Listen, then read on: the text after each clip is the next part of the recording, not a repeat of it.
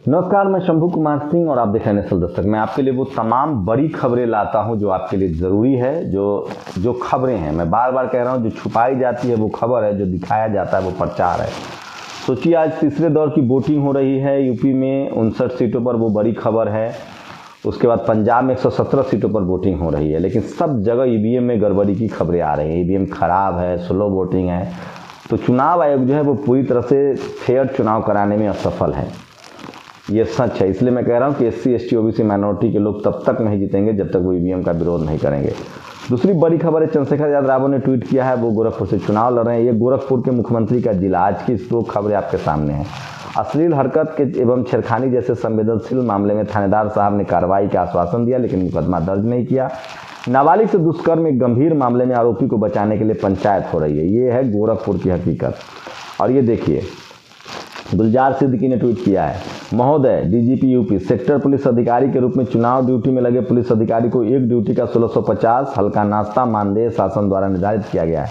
अन्य जिलों में दिया गया है, लेकिन मैनपुरी में केवल 500 रुपये दिए हैं। ऐसा भेदभाव क्यों? सोचिए, पुलिस वालों के साथ भी यूपी में कुछ नहीं हो रहा है। और दिलीप मंडल ने ट्वीट किया है, मैं बार बार कहता हूँ कि देश का सबसे तेज तर्रार पत्रकार। अमर उजाला क्या लिखता है, आलू बेल्ट या यादवों के घर में मतदान आज। सोचिए, इसकी भाषा कितनी गंदी है। दिलीप मंडल कहते हैं, और ब्राह्मण और ठाकुरों के गढ़ किधर हैं? मंगल और ग्रह पर। उनके बारे में तो बताओ। वैसे यह मतदान के दिन यादव विरोधी वोट पोलराइजेशन के लिए किया गया मीडिया का टोटका है। बहुत दिलचस्प है यह लीला। सोचिए, टीवी अखबार कैसे जीत में लगा हुआ है। और सोचिए, एक रवीश तिवारी थे इंडियन एक्सप्रेस के पत्रकार, उनकी मौत पर प्रधानमंत्री, मुख्यमंत्री सब ट्वीट कर रहे हैं। दिलीप मंडल के बारे में तो इस देश के नेताओं को पता भी नहीं होगा। तो शुक्रिया स्टालिन का जिन्होंने उनसे मुलाकात की है। तो अगर आप SC ST OBC माइनॉरिटी के पत्रकार हैं तो आपके लिए वो भी नहीं होगा, आप मर भी जाएंगे तो कोई नहीं जानेगा। खैर छोड़िए, दूसरी बड़ी खबर जो मैं आपको बता रहा हूँ कि ये देखिए, चुनाव आयोग की क्या स्थिति है पूरे देश में। दिलीप मंडल ने एक और तय किया, जो रवीश आपको सबसे लिबरल पत्रकार लगते हैं। कल उनका ट्वीट दिखाया था हम लोगों ने, अन्न आंदोलन में किस तरह से वो भाग ले रहे थे और किस तरह से इस देश को मोदी के हवाले कर दिया गया। अब उसी NDTV ने एक सर्वे किया है तीसरे फेज में, जिसमें सब जगह BJP को आगे दिखा रही है। तो जो आपको सेकुलर दिख रहा है वो सेकुलर है नहीं, इसे कहते हैं एजेंडा सेटिंग। दिलीप मंडल ने लिखा है, देखिए, अगर आप सतर्क नहीं है, मीडिया पर विश्वास करते हैं, तो पत्रकार आपके सोचने के तरीके और वोटिंग बिहेवियर को प्रभावित कर सकते हैं। बहुत मासूम बनकर, बेहद सेकुलर बनकर। NDTV ने आज बताया कि इस चरण में प्रभावशाली कैंडिडेट है, इसे आप देख पा रहे हैं। तो 10% वोट जो है वो अखबार देख के देता है, इसलिए इस तरह की कोशिश होती है। पहले 2 चरण में BJP की हालत खराब, संघ कार्यकर्ता जुटे। मोहन भागवत, खुद भागवत कह रहे हैं कि दूसरे फेज में खत्म है, मतलब तीसरा फेज में क्या होगा।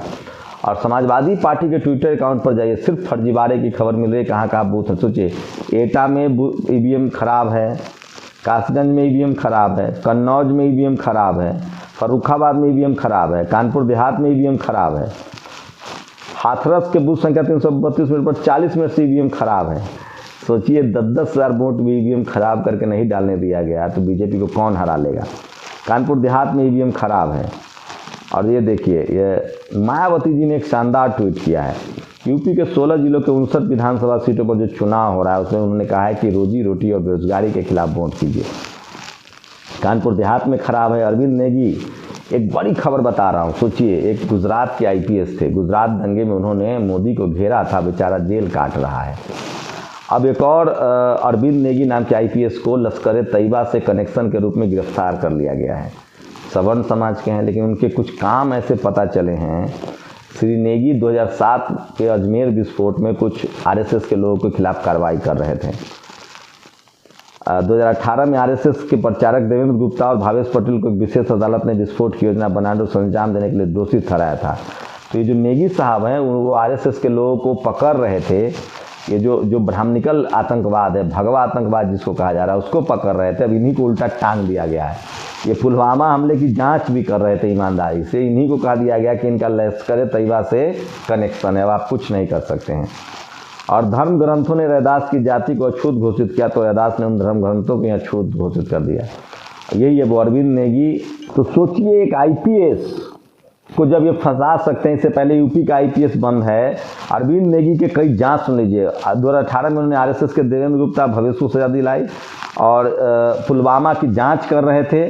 और उनको सुलटा दिया गया है, तो उनको भी फंसा दिया गया है। इस तरह के ट्वीट्स आ रहे हैं। और समझिए कि सरकार के खिलाफ आईपीएस भी अगर जांच करता है तो इस सरकार में इससे पहले कि गुजरात का आईपीएस जेल में है। अब नेगी साहब जो थे वो भगवा आतंकवाद का पोल खोल रहे थे, तो उनको भी जो है गिरफ्तार कर लिया गया। पंकज चतुर्वेदी ने पोस्ट लिखा, अरविंद नेगी आईपीएस की गिरफ्तारी की तो चर्चा हो गई, लेकिन मेरी एक पुरानी पोस्ट को याद दिला दूँ। श्री नेगी 2007 के अजमेर दरगाह में जांच कर रहे थे। उसके बाद उन्होंने एक अधिकारी जिसने एनआईए जैसे प्रतिष्ठित संस्थान में 11 साल की सेवा दी है, 2008 के मालेगांव विस्फोट की जांच से भी जुड़े थे, उनको हटा दिया गया था। और वो इस मामले में भी जांच कर रहे थे, पुलवामा में भी, तब उनको हटा दिया गया है। और असली गुंडे इधर खुलेआम घूम रहे हैं। ये देखिए, एक बीजेपी विधायक का वीडियो वायरल हो रहा है जिसमें 5 सेकंड का सुनिए। वो कह रहे हैं कि चुनाव के बाद सबको देख लेंगे। चुनाव हो जाने दीजिए।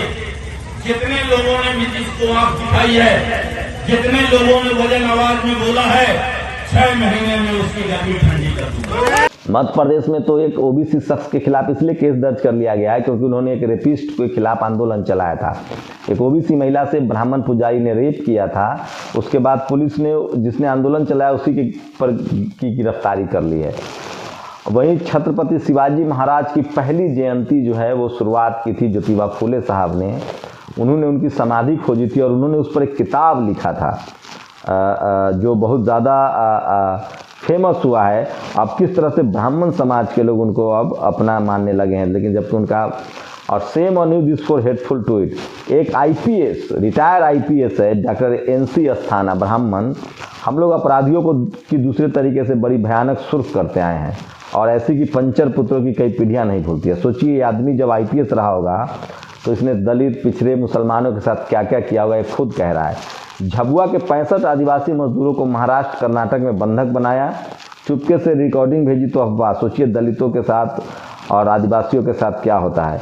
और केंद्र सरकार ने कुमार विश्वास को वाई कैटेगरी की सुरक्षा प्रदान किया। सोचिए, वो बीजेपी के हैं कि कांग्रेस के हैं। हमारा सिर आज पठानों से पठानों के वेश में मिला है, तो लिब्रांडुओं को बर्नौल शॉर्टेज पर है। सोचिए, मोदी हर बार ड्रेस बदलते हैं। लोग कह रहे हैं कि अगर वो नागा साधु से मिलेंगे तो क्या वही ड्रेस अपनाएंगे। मजाक उड़ा रहे हैं लोग। और brilliant physics Meghnad Saha was from a lower caste, face discrimination and has mostly been forgotten. Rocket man कहा जाता है। इनकी खोज की वजह से ही रॉकेट को अंतरिक्ष में भेजने में सफलता मिली, लेकिन आपको कोई बताएगा नहीं। और ये वीडियो आज़ाद भारत के दुनिया के सबसे बड़े लोकतंत्र जहाँ मुसलमान, सोचिए, हिजाब जलाया जा रहा है। अगर किसी के दूसरे के धर्म ग्रंथ के प्रतीकों को जलाया जाए तो क्या होगा। तो इस देश में दूसरे, और ये देखिए, दिल्ली में पंजाब के किसानों को गाली दो, यहाँ आकर उन्हें गले लगाओ। ये बात किसी के गले में उतरेगी क्या? ये पीएम मोदी कह रहे हैं। अरे, आपकी सरकार बेइज्जत कर रही थी किसानों को। अरविंद केजरीवाल ने तो जगह दी थी। उच्च आदर्श वाले अन्ना आंदोलन को बदनाम न करें, मेरे अन्ना के आंदोलन को बदनाम किया तो ब्लॉक कर दूंगा। ये देखिए, रवीश कुमार अन्ना आंदोलन के कितने भागीदार थे जिसकी वजह से इस देश में ये सारी गड़बड़ियाँ हुई। और ये देखिए, भाजपा के विशाल धरना प्रदर्शन में उमड़ा जन सैलाब। ये वीडियो सोशल मीडिया पर वायरल है। तो बीजेपी मशीनों से चुनाव जीतती है, लोगों से नहीं। 10 दिन पहले घूमने गया था। देखिए किस तरह से जो बहुजनों के प्रतीक हैं यूपी में, उनको तोड़ा जा रहा है। ये भी बड़ी खबर है। और ये देखिए, कर्नाटक में चेतन कुमार अहिंसा जो हैं, जो बड़े एक्टर हैं, वो लगातार बहुजन आंदोलन, फुले पेरियार के आंदोलन को बढ़ा रही है। तस्वीरें कर्नाटक की है। Just return from massive protest by Karnataka on field. Karnataka में भी अब बहुजन आंदोलन देश भर में फैल रहा है। इसलिए मैं बार बार कह रहा हूँ कि 21वीं सदी डॉक्टर अम्बेडकर की सदी होगी। और बेरोजगारी की बात मत करो न, तो खुद नेहरू इंदिरा को बनाया हुआ बेचकर काम चला रहे हैं। और गौरी पीड़ित वाले ने। और आईपीएस अरविंद नेगी आतंकी संगठन लश्कर को खुफिया सूचना देने के आरोप में गिरफ्तार। आतंकियों को खुफिया सूचना देने वाला आईपीएस अगर किसी और मजहब का होता तो ये संजय राउत के पैरोडी ने किया है। तो ये भी बड़ी खबर है। और विदेश के टॉप यूनिवर्सिटी से डिग्री लेकर ओबीसी का एक बंदा आईआईटी मद्रास पहुंचता है। वो अपने डिपार्टमेंट का सबसे क्वालिफाइड टीचर है। वहाँ के जातिवादी ने उसे निकाल बाहर किया। विपिन को तो देश दुनिया के किसी यूनिवर्सिटी में काम मिल जाएगा, लेकिन मानसिकता तो देखिए। सोचिए, आपका टॉप कैंडिडेट भी क्या होता है। और ये देखिए, where is the caste in media. ये देखिए, ये तस्वीरें सोशल मीडिया पर वायरल हो रही है, जहाँ कर्नाटक में बहुजनों का लाखों का रेला है, लेकिन कोई आपको ये खबर नहीं दिखाएगा। तो ये तमाम बड़ी खबरें थी जो सोशल मीडिया पर आज वायरल है। और इसलिए मैं कह रहा हूँ कि सोशल मीडिया ही बहुजन मीडिया है। आप लोग की क्या प्रतिक्रिया, अपनी प्रतिक्रिया जरूर दीजिए। शुक्रिया। नेशनल दस्तक की आपसे गुजारिश है कि अगर इसको बचाना चाहते हैं तो नेशनल दस्तक को सब्सक्राइब करने के लिए रेड कलर के सब्सक्राइब बटन को दबाएं, फिर बेल आइकन की घंटी दबाएं। नेशनल दस्तक को बचाने के लिए बहुत ज़रूरी है कि हर खबर को शेयर करें, लाइक करें, कमेंट जरूर करें।